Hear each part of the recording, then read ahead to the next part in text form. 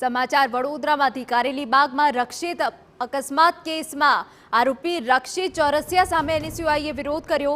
MS યુનિવર્સિટીમાંથી admission રદ કરવાની માંગ કરી।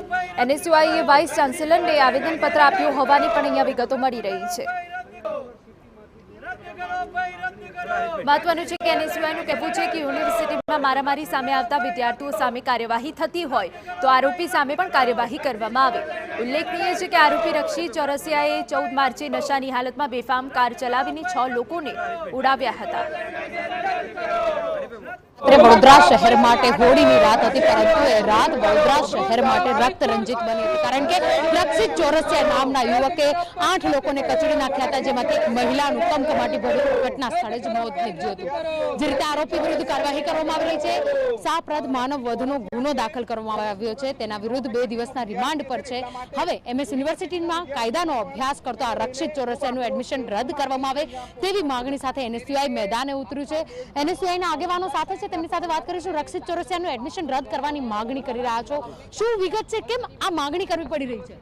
આ જો એનએસયુઆઈ દ્વારા હેડ ઓફિસ ખાતે આવેદનપત્ર આપવામાં આવ્યું છે, કારણ કે 13 માર્ચે જે બનાવ બન્યો હતો તેમાં જે રક્ષિત ચોરસિયા હતો તે લો ફેકલ્ટીનો વિદ્યાર્થી હતો, તે છતાં પણ તે દારૂ પીને જે છે ગાડી ચલાવતો હતો, એમાં એક વ્યક્તિનું મોત પણ નીપજ્યું હતું, જેથી કરીને આ એમએસ યુનિવર્સિટી માટે ખૂબ જ શરમજનક વસ્તુ છે।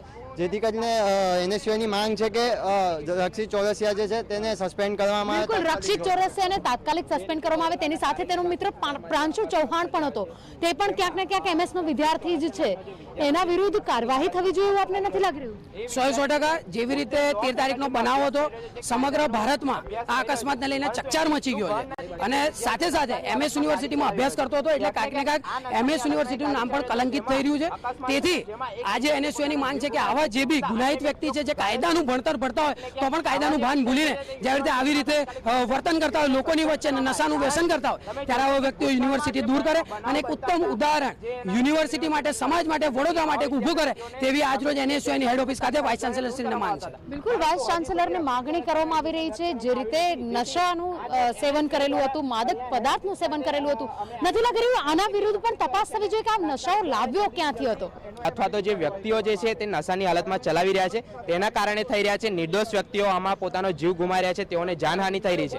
ક્યાંક ને ક્યાંક જોશો તો આ જે ભાજપ સરકાર છે તે મોટી મોટી નશાબંધીની તથા દારૂબંધીની વાતો કરતી હોય છે, પરંતુ ક્યાંક ને ક્યાંક જોશો તો દારૂ તથા ડ્રગ્સની વસ્તુઓ જે છે તે ગુજરાતમાં મોટા પાયે વેચાણ થઈ રહ્યું છે।